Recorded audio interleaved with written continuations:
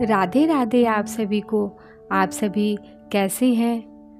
उम्मीद है स्वस्थ एवं प्रसन्न होंगे। आप सभी के सम्मुख प्रस्तुत हूँ श्रीमद् भगवत गीता के 11वें अध्याय का हिंदी वाचन लेकर। चलिए हम सभी एकचित्त होकर श्रवण करते हैं। ओम श्री परमात्मने नमः। 11वां अध्याय। इस प्रकार भगवान के वचन सुनकर अर्जुन बोले, हे भगवान, मेरे पर अनुग्रह करने के लिए परम गोपनीय अध्यात्म विषयक वचन अर्थात उपदेश आपके द्वारा जो कहा गया उससे मेरा यह अज्ञान नष्ट हो गया है।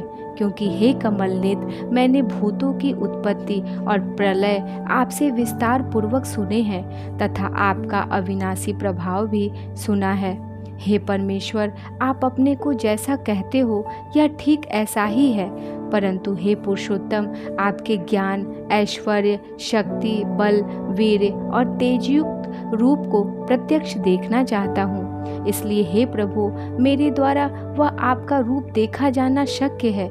ऐसा यदि मानते हैं तो हे योगेश्वर, आप अपने अविनाशी स्वरूप का मुझे दर्शन कराइए। इस प्रकार अर्जुन के प्रार्थना करने पर श्री कृष्ण भगवान बोले, हे पार्थ, मेरे सैकड़ों तथा हजारों नाना प्रकार के और नाना वर्ण तथा आकृति वाले अलौकिक रूपों को देख। हे भरतवंशी अर्जुन, मेरे में आदित्यों को अर्थात अदिति के 12 पुत्रों को और 8 वसुओं को, 11 रुद्रों को तथा दोनों अश्विनी कुमारों को और 49 मरुदगणों को देख तथा और भी बहुत से पहले न देखे हुए आश्चर्यमय रूपों को देख। हे गुडाकेश, अब इस मेरे शरीर में एक जगह स्थित हुए चराचर सहित संपूर्ण जगत को देख तथा और भी जो कुछ देखना चाहता है सो देख, परंतु मेरे को इन अपने प्राकृत नेत्रों द्वारा देखने को निसंदेह समर्थ नहीं है। इसी से मैं तेरे लिए दिव्य अर्थात अलौकिक चक्षु देता हूँ। इससे तू मेरे प्रभाव को और योग शक्ति को देख। संजय बोले, हे राजन, महायोगेश्वर और सब पापों के नाश करने वाले भगवान ने इस प्रकार कहकर उसके उपरांत अर्जुन के लिए परम ऐश्वर्य युक्त दिव्य स्वरूप दिखाया। उस अनेक मुख और नेत्रों से युक्त तथा अनेक अद्भुत दर्शनों वाले एवं बहुत से दिव्य भूषणों से युक्त और बहुत से दिव्य शस्त्रों को हाथों में उठाए हुए तथा दिव्य माला और वस्त्रों को धारण किए हुए और दिव्य गंध का अनुलेपन किए हुए एवं सब प्रकार के आश्चर्यों से युक्त सीमा रहित विराट स्वरूप परम देव परमेश्वर को अर्जुन ने देखा। हे राजन, आकाश में 1000 सूर्यों के एक साथ उदय होने से उत्पन्न हुआ जो प्रकाश होवे, वह भी उस विश्वरूप परमात्मा के प्रकाश के सदृश कदाचित ही होवे।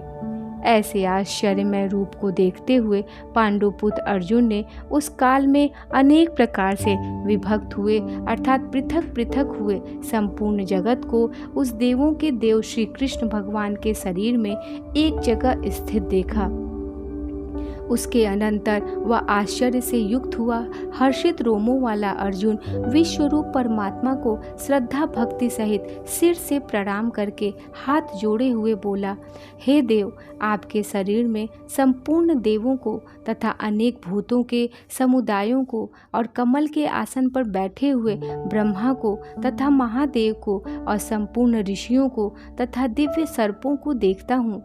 हे संपूर्ण विश्व के स्वामिन, आपको अनेक हाथ, पेट, मुख और नेत्रों से युक्त तथा सब ओर से अनंत रूपों वाला देखता हूँ। हे विश्वरूप, आपके न अंत को देखता हूँ तथा न मध्य को और न आदि को ही देखता हूँ। हे विष्णु, आपको मैं मुकुट युक्त, गदा युक्त और चक्र युक्त तथा सब ओर से प्रकाशमान तेज का पुंज प्रज्वलित अग्नि और सूर्य के सदृश ज्योति युक्त देखने में अति गहन और अप्रमेय स्वरूप सब ओर से देखता हूँ। इसलिए हे भगवान, आप ही जानने योग्य परम अक्षर हैं अर्थात पर ब्रह्म परमात्मा है और आप ही इस जगत के परम आश्रय हैं तथा आप ही अनादि धर्म के रक्षक हैं और आप ही अविनाशी सनातन पुरुष हैं। ऐसा मेरा मत है।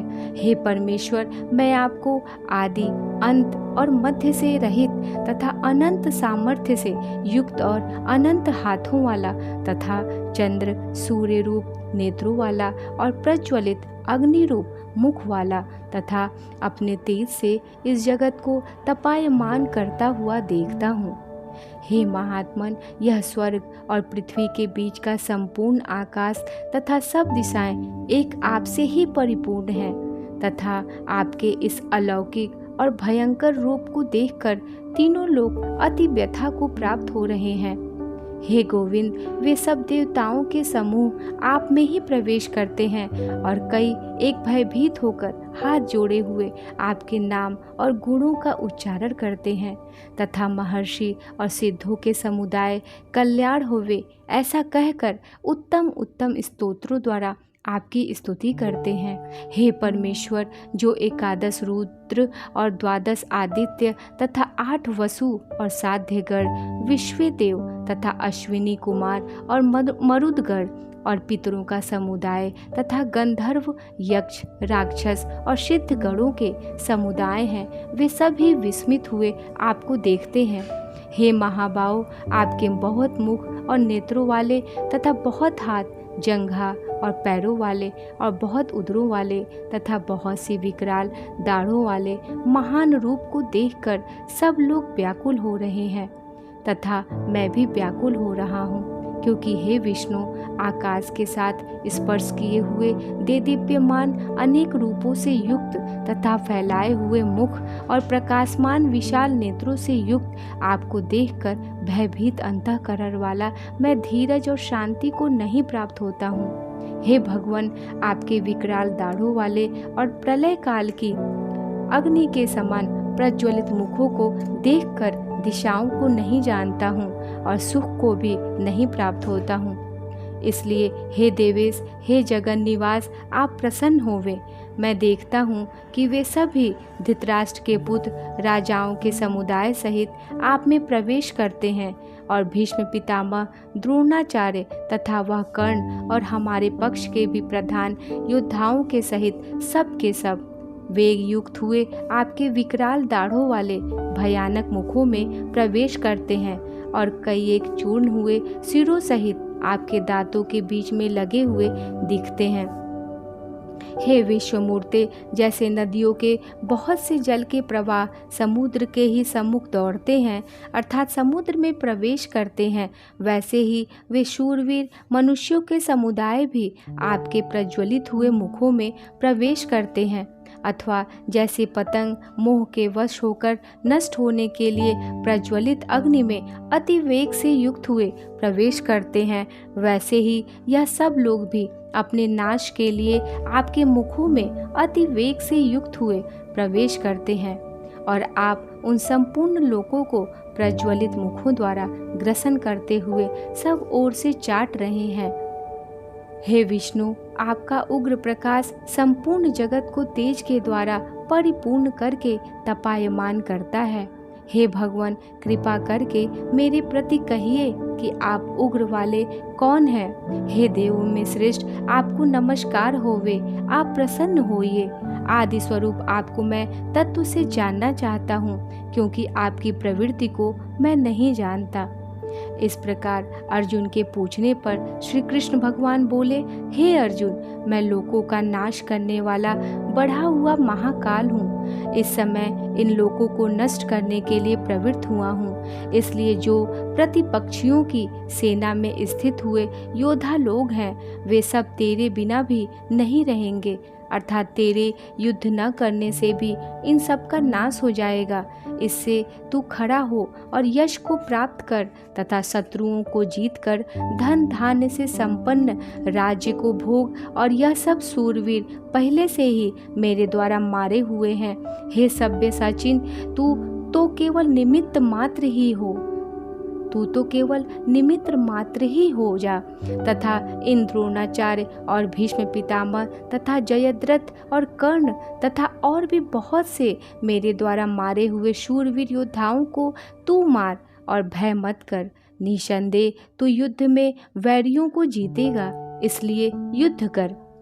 इसके उपरांत संजय बोले कि हे राजन, केशव भगवान के इस वचन को सुनकर मुकुटधारी अर्जुन हाथ जोड़े हुए कांपता हुआ नमस्कार करके फिर भी भयभीत हुआ प्रणाम करके भगवान श्री कृष्ण के प्रति गदगद वाणी से बोला कि हे अंतर्यामिन, यह योग्य ही है कि जो आपके नाम और प्रभाव के कीर्तन से जगत अति हर्षित होता है और अनुराग को भी प्राप्त होता है तथा भयभीत हुए राक्षस लोग दिशाओं में भागते हैं और सब सिद्धगणों के समुदाय नमस्कार करते हैं। हे महात्मन, ब्रह्म के भी आदिकर्ता और सबसे बड़े आपके लिए वे कैसे नमस्कार नहीं करें, क्योंकि हे अनंत, हे देवेश, हे जगन निवास, जो सत असत और उनसे परे अक्षर अर्थात सच्चिदानंद घन ब्रह्म है, वह आप ही हैं।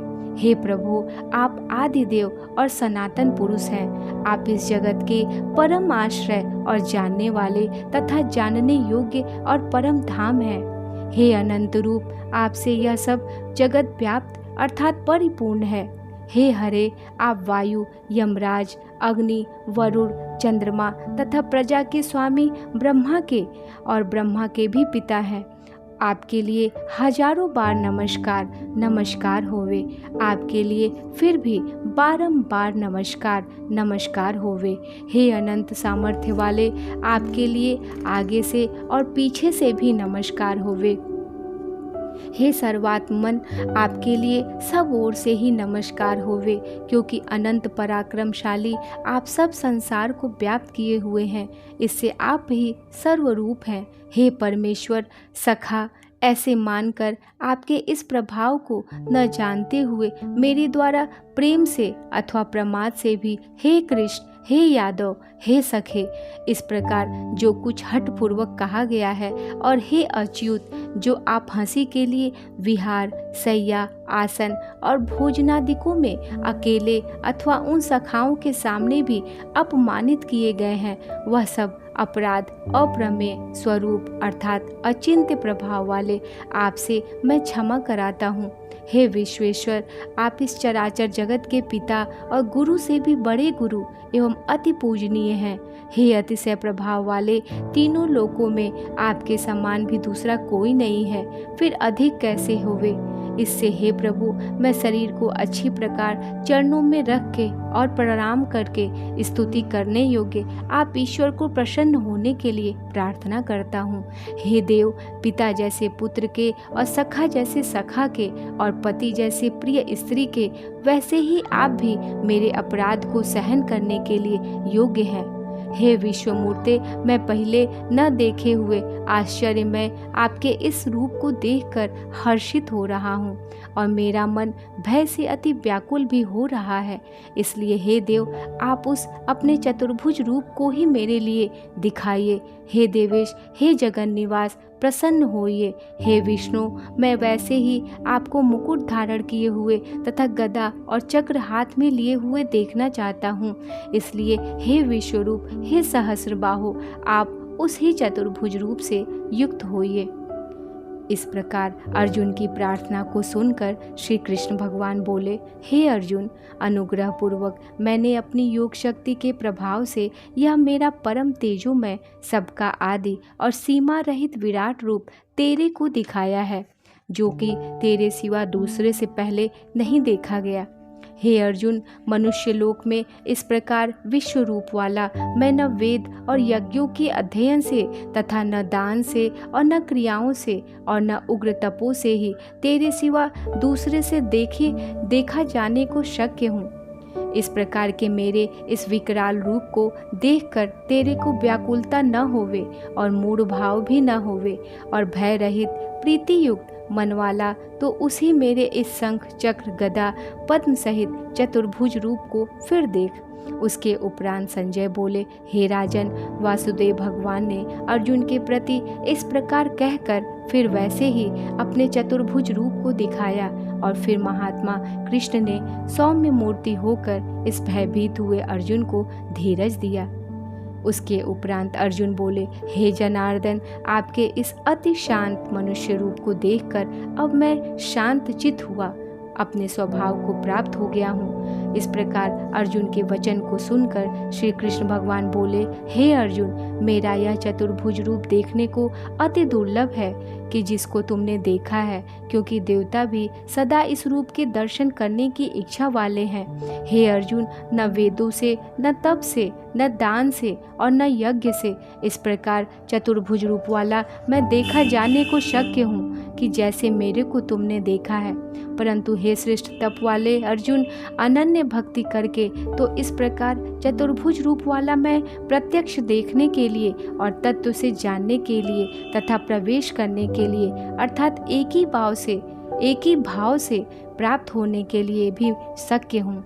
हे अर्जुन, जो पुरुष केवल मेरे ही लिए सब कुछ मेरा समझता हुआ यज्ञ, दान और तप आदि संपूर्ण कर्तव्य कर्मों को करने वाला है और मेरे परायण है, अर्थात मेरे को परम आश्रय है और परम गति मानकर मेरी प्राप्ति के लिए तत्पर है तथा मेरा भक्त है, अर्थात मेरे नाम, गुण, प्रभाव और रहस्य के श्रवण, कीर्तन, मनन, ध्यान और पठन पाठन का प्रेम सहित निष्काम भाव से निरंतर अभ्यास करने वाला है और आसक्ति रहित है, अर्थात स्त्री, पुत्र और धनादि संपूर्ण सांसारिक पदार्थों में स्नेह रहित है और संपूर्ण भूत प्राणियों में वैर भाव से रहित है। ऐसा वह अनन्य भक्ति वाला पुरुष मेरे को ही प्राप्त होता है। राधे राधे। इति श्री मद्भगवत गीता रूपी उपनिषद एवं ब्रह्म विद्या तथा योग शास्त्र विषयक श्री कृष्ण और अर्जुन के संवाद में विश्व रूप दर्शन योग नामक 11वां अध्याय पूरा हुआ। राधे राधे। उम्मीद है आप सभी आनंदित हुए होंगे, एक चित्त से सुने होंगे। आप सभी को राधा राधा।